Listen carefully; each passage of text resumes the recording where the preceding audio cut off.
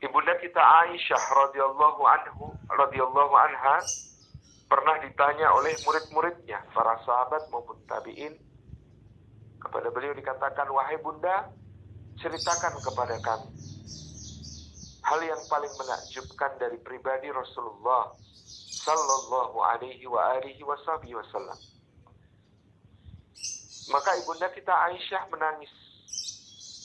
Air mata mengalir di pipi beliau. Dan beliau kemudian mendesah panjang dan berkata, kana kullu amrihi ajaba. Adalah semua urusan beliau itu, semua perkara tentang beliau itu menakjubkan. Kana kullu amrihi ajaba. Semuanya itu menakjubkan. Lalu ketika ibunda kita Aisyah didesak untuk bercerita, beliau radhiyallahu anha kemudian mengatakan, pernah suatu kali Nabi Shallallahu Alaihi Wasallam berada di rumahku dan tidur di pembaringan di sampingku. Ketika itu kulit kami telah rapat satu sama lain. Lalu beliau Shallallahu Alaihi Wasallam tiba-tiba bersabda, berbisik di telingaku, wahai Aisyah, apakah engkau rela, engkau memberi izin seandainya malam ini aku gunakan untuk beribadah kepada Rabbku, beribadah kepada Allah Subhanahu wa ta'ala. Lalu ibunda kita Aisyah radhiyallahu anha mengatakan, wahai Rasulullah, sungguhnya aku suka jika engkau ada di sampingku, jika engkau rapat denganku, tetapi aku juga suka jika engkau beribadah kepada Allah.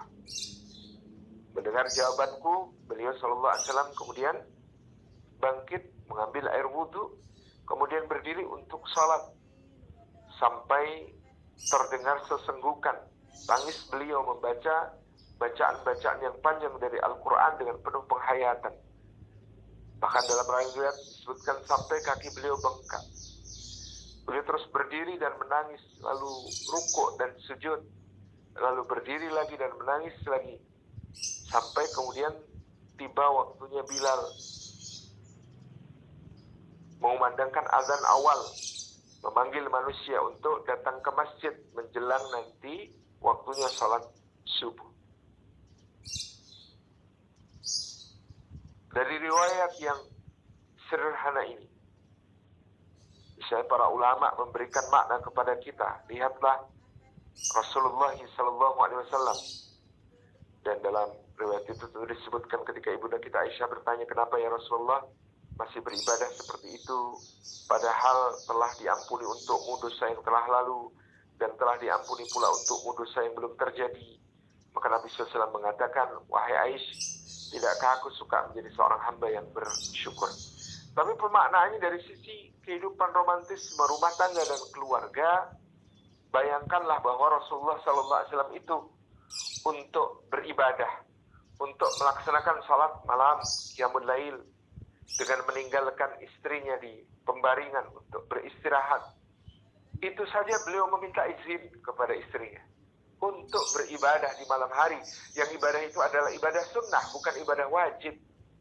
Yang ibadah itu adalah cara beliau bersyukur kepada Allah. Dalam hal ini ternyata beliau sangat memperhatikan hak istrinya untuk didampingi, hak istrinya untuk dibersamai di pembaringan. Sampai-sampai beliau untuk itu meminta izin kepada istrinya, kepada ibunda kita Aisyah radhiyallahu anha. Ini menunjukkan penghormatan dan penghargaan yang luar biasa yang diberikan oleh Nabi Sallallahu Alaihi Wasallam kepada pasangannya, sampai-sampai untuk melaksanakan ibadah sunnah, salat.